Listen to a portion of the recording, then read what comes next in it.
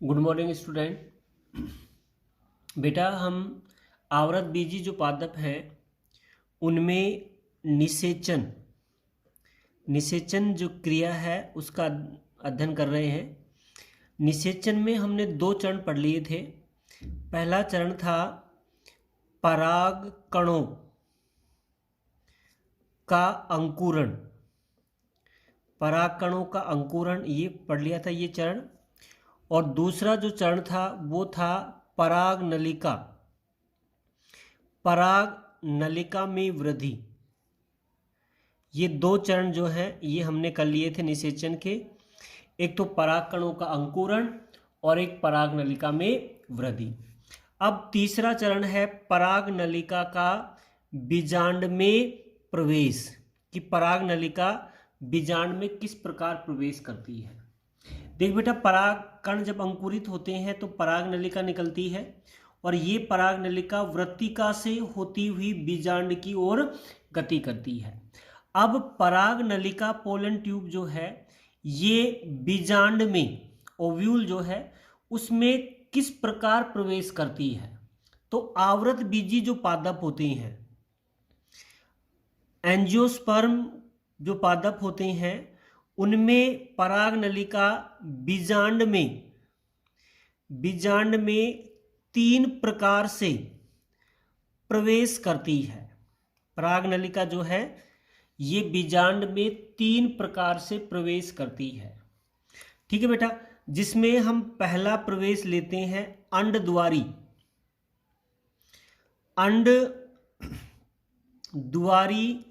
प्रवेश,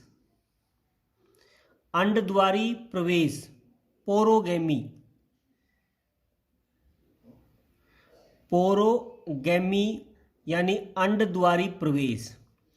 अंडद्वारी प्रवेश जो है इसको आप बीजांड द्वारी प्रवेश भी कह सकते हैं, अंडद्वारी प्रवेश या बीजांड द्वारी प्रवेश। अंडद्वारी प्रवेश में क्या होता है कि जो पराग नलिका है ये पराग नलिका बीजांड में माइक्रोफाइल यानी बीजांड द्वार जो है उसके द्वारा प्रवेश करती है। अगर पराग नलिका बीजांड में किसके द्वारा प्रवेश करती है, बीजांड द्वार के द्वारा प्रवेश करती है, तो उसे बीजांड द्वारी प्रवेश या अंडद्वारी प्रवेश पोरोगैमी कहा जाता है। पोरोगैमी में पराग नलिका बीजांड में बीजांड द्वारा प्रवेश करती है। और आवृत बीजी में के जो अधिकांश जो पादप हैं उनमें बीजांड द्वारी प्रवेश ही पाया जाता है। अधिकांश पादपों में क्या मिलेगा, बीजांड द्वारी प्रवेश। ठीक है बेटा, तो ये हो गया अंडद्वारी प्रवेश या बीजांड द्वारी प्रवेश, जिसमें पराग नलिका बीजांड में हमेशा बीजांड द्वार द्वारा ही प्रवेश करती है। ठीक है बेटा, दूसरा जो प्रवेश लेते हैं वो है निभागीय प्रवेश, चैलेंजोगैमी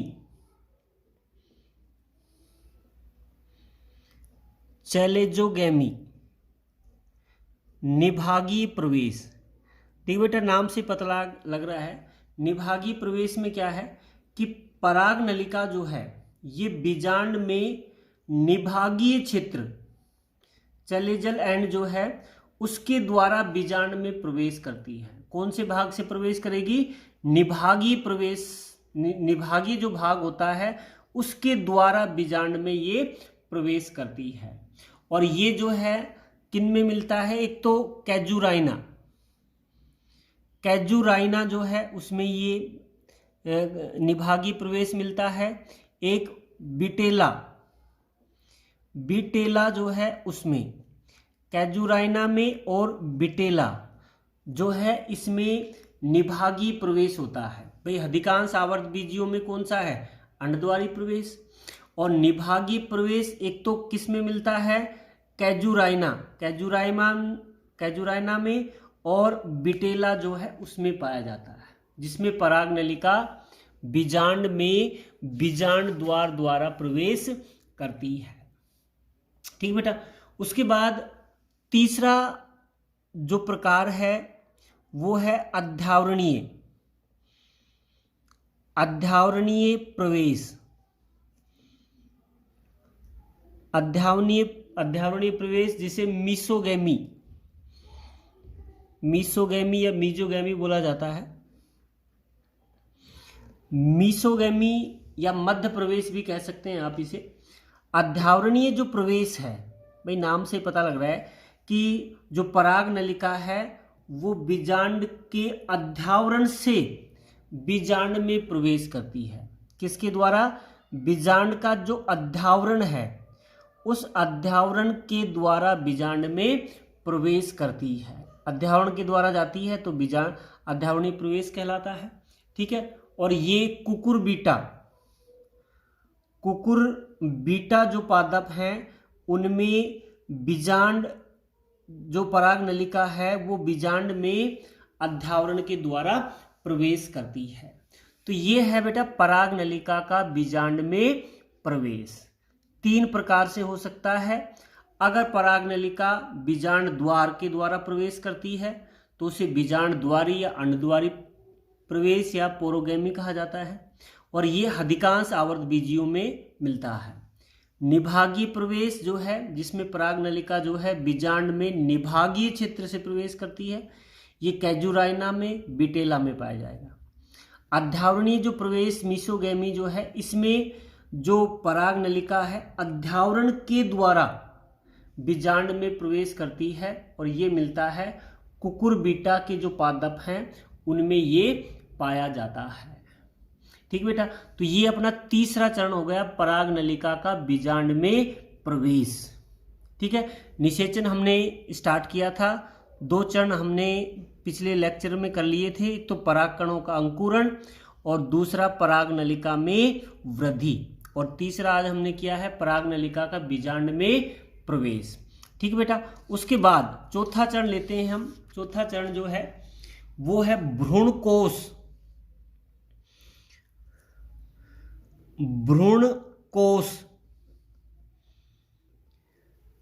में पराग नलिका, भ्रूणकोश में पराग नलिका का प्रवेश, भ्रूणकोश में पराग नलिका का प्रवेश। देखिए बेटा, आपने इससे पहला जो चरण था उसमें बीजांड में पराग नलिका का प्रवेश था। अब हमें पढ़ना है कि एम्ब्रियो सैक यानी भ्रूणकोश जो है उसमें पराग नलिका कैसे प्रवेश करती है।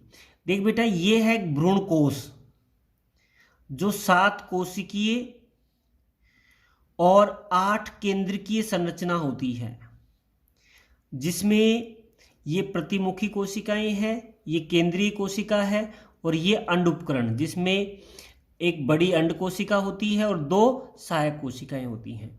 अब इसकी बात करें, अगर इसके ये जो संरचना है ये अध्यावरण है, अध्यावरण। अब ये जो संरचना, पूर्ण संरचना जो बनी है ये तो कहलाएगी बीजांड। अब बीजांड में पराग नलिका अध्यावरण के द्वारा प्रवेश कर सकती है, बीजांड द्वार के द्वारा प्रवेश कर सकती है बीजांड में, और निभाग के द्वारा प्रवेश कर सकती है। ये तो बीजांड में उसका प्रवेश है। किसके द्वारा? बीजांड द्वार के द्वारा, अध्यावरण के द्वारा या निभाग के द्वारा वो बीजांड में प्रवेश करती है। अब अपना चौथा जो चरण है वो है भ्रूणकोश में पराग नलिका का प्रवेश। ये है भ्रूणकोश बीजांड के अंदर, जिसे बोला जाता है फीमेल गैमेटोफाइट, मादा युग्मकोद्भिद। ये संरचना है मादा युग्मकोद्भिद जो गहरे रंग की मैंने दिखाई है, ये है भ्रूणकोश। अब इस भ्रूणकोश में पराग नलिका कैसे प्रवेश करती है? देखिए बेटा, बीजांड में पराग नलिका जो है वो 3 प्रकार से प्रवेश कर सकती है। 3 प्रकार से, जैसे पढ़ा दिया गया है पहले। एक तो अंडद्वारी प्रवेश, दूसरा जो है इसमें निभागीय प्रवेश, और तीसरा है इसमें अध्यावरणीय प्रवेश।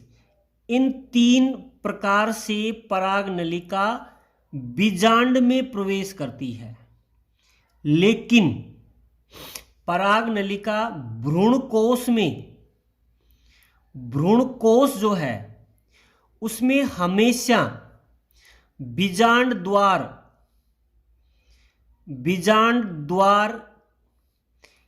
के द्वारा ही प्रवेश करती है। भ्रूणकोश जो है, इस भ्रूणकोश में हमेशा पराग नलिका किससे जाएगी? बीजांड द्वार के द्वारा ही जाती है। पर बीजांड में तो आपने पढ़ा कि वो 3 प्रकार से जा सकती है, लेकिन भ्रूणकोश में वो हमेशा किससे जाएगी? बीजांड द्वार द्वारा ही जाती है। जैसे अपने पहले वाला जो है उसमें दिखाते हैं, आप देखिए ये भ्रूणकोश है, तो इस भ्रूणकोश में बीजांड द्वार द्वारा जा रही है। यहाँ पर भी देखिए भ्रूणकोश के अंदर बीजांड द्वार द्वारा ही जा रही है। इसमें भी देखिए, इसमें भी भ्रूणकोश में वो किससे जा रही है? बीजांड द्वार द्वारा ही जाती है। तो पराग नलिका का भ्रूणकोश में प्रवेश हमेशा बीजांड द्वार द्वारा ही होता है। ये ध्यान रखना है, हमेशा वो माइक्रोफाइल या बीजांड द्वार के द्वारा ही प्रवेश करेगी। किसमें? भ्रूणकोश में। ठीक बेटा, भ्रूणकोश का मतलब क्या है? एम्ब्रियो सैक, या इसे आप बोल सकते हैं मादा युग्मकोद्भिद, जो 7 कोशिकीय और 8 केंद्रकीय होता है। ठीक है बेटा, उसके बाद जो भ्रूणकोश है, इस भ्रूणकोश में पराग नलिका का प्रवेश, पराग नलिका जो है उसका प्रवेश निम्न 3 प्रकार से होता है। पर अंदर तो वो हमेशा बीजांड द्वार के द्वारा ही होगी, लेकिन भ्रूणकोश में जाएगी जो वो 3 प्रकार से प्रवेश कर सकती है। पहला जो प्रवेश है अंडकोशिका, अंडकोशिका व एक सहायक कोशिका के मध्य से, कहां से जाएगी? अंडकोशिका और एक सहायक कोशिका के मध्य से। जैसे ये है एक अंडकोशिका है और ये दोनों क्या है? सहायक कोशिका है। तो इनके दोनों के बीच से जा सकती है। एक अंडकोशिका और सहायक कोशिका के बीच में से ये प्रवेश कर सकती है। दूसरा जो इसका प्रवेश है वो है भ्रूणकोश, भ्रूणकोश की भित्ति, भ्रूणकोश की जो भित्ति है, ये भित्ति जो है, भ्रूणकोश की भित्ति जो है, वह सहायक कोशिका जो है उसके मध्य से, ये भ्रूणकोश की भित्ति और ये सहायक कोशिका के मध्य से प्रवेश कर सकती है। जैसे मान लो इसको हम ये करें, जैसे पहली ये तो क्या है? अपनी अंडकोशिका है, और ये 2 क्या है? सहायक कोशिकाएं। ठीक है बेटा, तो पहला प्रवेश क्या बताया था? अंडकोशिका व सहायक कोशिका के मध्य से। जैसे ये स्थिति है, एक अंडकोशिका और सहायक कोशिका के मध्य से ये होगी। दूसरा बताया इसने कोशिका भित्ति व सहायक कोशिका के मध्य से। जैसे ये जो भ्रूणकोश है उसकी भित्ति है, अब इस भ्रूणकोश की भित्ति से पराग नलिका भ्रूणकोश की भित्ति और सहायक कोशिका के मध्य से जा सकती है। भ्रूणकोश की भित्ति, ये भ्रूणकोश की भित्ति है और ये सहायक कोशिका है, इनके दोनों से वो अंदर जा सकती है। तीसरा जो इसमें प्रवेश है वो होता है कि सहायक कोशिका को भेद कर जो है वो प्रवेश कर सकती है। यानी किसी भी सहायक कोशिका जो है इसको ये भेद कर जो है ये भ्रूणकोश में प्रवेश करती है। तो 3 प्रकार से प्रवेश हो गया, अंडकोशिका व सहायक कोशिका के मध्य से, भ्रूणकोश की भित्ति व सहायक कोशिका के मध्य से, और किसी एक सहायक कोशिका को भेद कर जो है ये भ्रूणकोश में प्रवेश करती है। ठीक बेटा, अभी हाल ही में किए गए जो शोध हैं उनके आधारों से ये पता चला है कि सहायक कोशिका जो होती है वो न केवल सहायक कोशिका न केवल पराग नलिका के प्रवेश का निर्धारण करती है। जो सहायक कोशिकाएं हैं ये न केवल पराग नलिका के प्रवेश का निर्धारण करती हैं, बल्कि जो गैमेट यानी युग्मक जो होते हैं उस युग्मक को भ्रूणकोश में प्रकीर्णन का कार्य भी करती हैं। देखिए बेटा समझना एक बार इसको, सहायक कोशिकाएं जो हैं ये पराग नलिका जो है उसके प्रवेश का निर्धारण करती हैं, ये तो करती हैं, साथ में जो युग्मक होते हैं उन युग्मकों को भ्रूणकोश में प्रकीर्णन को भी प्रेरित करती हैं। भाई पराग नलिका के प्रवेश का तो निर्धारण करती हैं, साथ में युग्मकों के भ्रूणकोश में प्रकीर्णन जो है उसका कार्य भी करती हैं। ठीक बेटा। उसके बाद पराग नलिका जब भ्रूणकोश में प्रवेश करती है तो ये क्रिया निम्न चरणों में होती है। भ्रूणकोश में जो प्रवेश की क्रिया है वो निम्न चरण जो हैं उनमें होती है, जिसमें हम पहला चरण लेते हैं। इसमें क्या होता है कि दो सहायक कोशिकाएं कितनी हैं? दो हैं। दो सहायक कोशिकाओं में से एक जो कोशिका है वो पराग नलिका का भ्रूणकोश में प्रवेश से पूर्व अपहासित हो जाती है।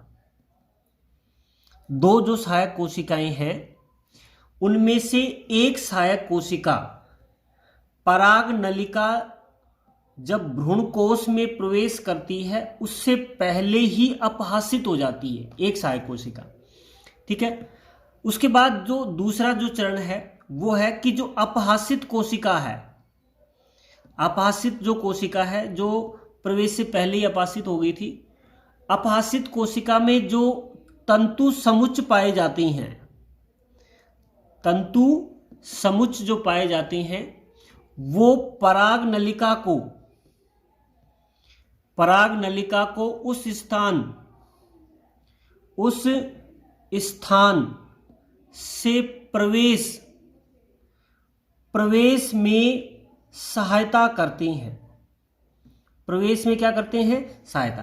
भाई जो कोशिका अपहासित हुई है ये कोशिका जो है इसमें क्या होता है कि इसका जो तंतु समुच्च है ये तंतु समुच्च पराग नलिका को भ्रूणकोश में प्रवेश में क्या करती हैं? सहायता करती हैं।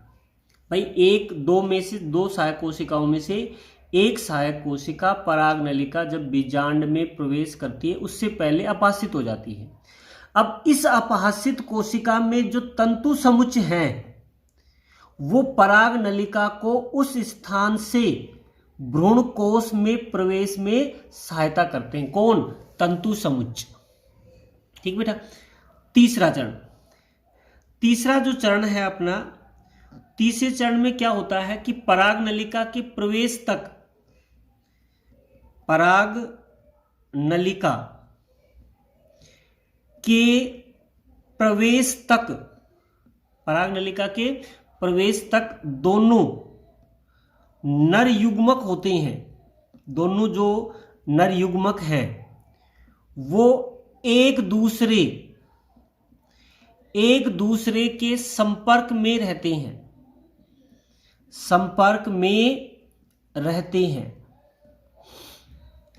पराग नलिका के प्रवेश तक दोनों नर युग्मक जो हैं ये एक दूसरे के संपर्क में रहते हैं।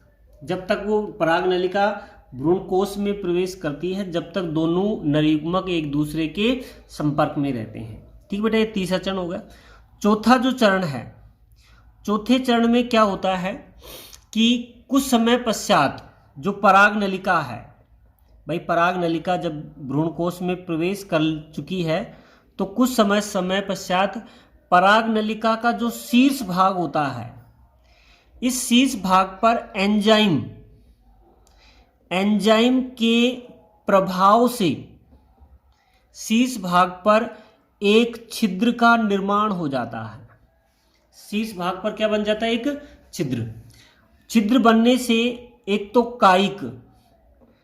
कायिक केंद्रक जो इसमें उपस्थित होता है पराग नलिका में, और दोनों नर युग्मक जो हैं ये भ्रूण